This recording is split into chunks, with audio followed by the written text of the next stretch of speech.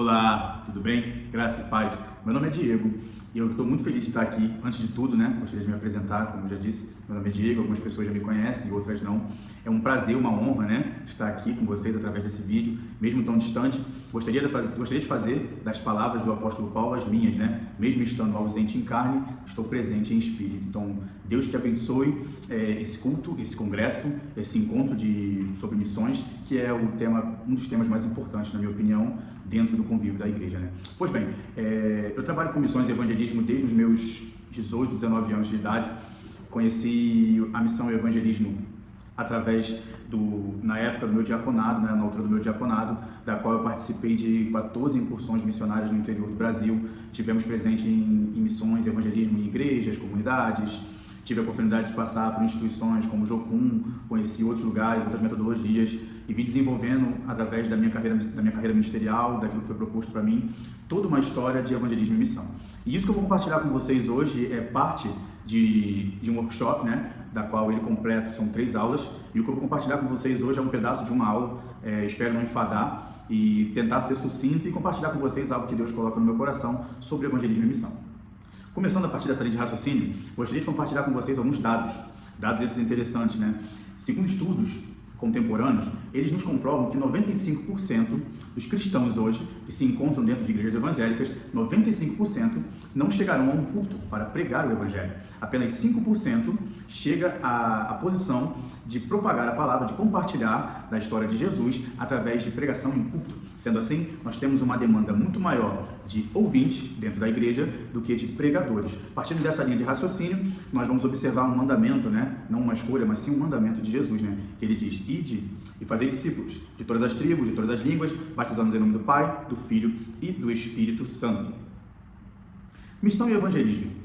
Eu separei aqui alguns textos que vão deixar claro, mais ou menos a linha de raciocínio que nós vamos caminhar. Mateus, capítulo 28, do versículo 18 ao versículo 20, 2 Coríntios, capítulo 4, versículo 13, 1 Timóteo, capítulo 2, do versículo 3 ao versículo 4, e Atos dos Apóstolos, capítulo 8, versículo do 1 ao 4. Esses 4 versículos, eles vão nos dar um caminho uma linha de raciocínio da qual nós vamos caminhar para definir o que é missão e evangelismo.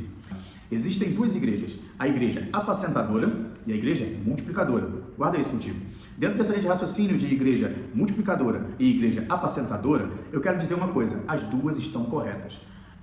Muitas das vezes eu já vi pessoas brigando, Ah, não, a igreja multiplicadora é a certa, Deus mandou nós irmos e multiplicarmos. Não, a igreja apacentadora é a certa, Deus mandou fazer discípulos. E eu quero te falar que as duas estão corretas e que as duas tratam da mesma coisa, apenas com características diferentes. Então aqui já gostaria de quebrar algumas linhas de raciocínio que ficam brigando entre si, Ah, eu sou multiplicador, eu sou apacentador. As duas estão corretas. A igreja multiplicadora, ela nasce dentro de uma igreja apacentadora. O que você quer dizer com isso, Diego? Uma igreja apacentadora, bíblica, dinâmica, correta, vai criar uma estrutura dominical, uma estrutura de ensino, da qual vão nascer os multiplicadores dentro de uma igreja apacentadora. Todo missionário tem um chamado apostólico.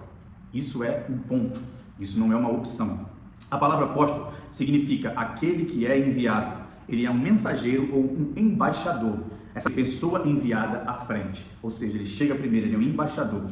Apóstoloem, Apóstoloem, enviar, mandar adiante. Este é o significado da palavra apóstolo. Então, desde já, eu gostaria de falar que se você se sente convidado, desafiado, algo no teu coração arde enquanto você escuta essas palavras, você sente que é um multiplicador, então eu quero te falar que você tem um chamado apostólico, Não quero aqui atacar ninguém, não é essa a intenção, mas diga-se de passagem, quantos apóstolos da nossa atualidade, quantos contemporâneos, assim dizendo, denominados apóstolos, e você vê a pessoa ali, parada, aquele homem ali já fincado à raiz. Isso não é um chamado apostólico bíblico. O apóstolo é aquele que vai adiante. O apóstolo hoje nós chamaríamos de missionário, assim dizendo.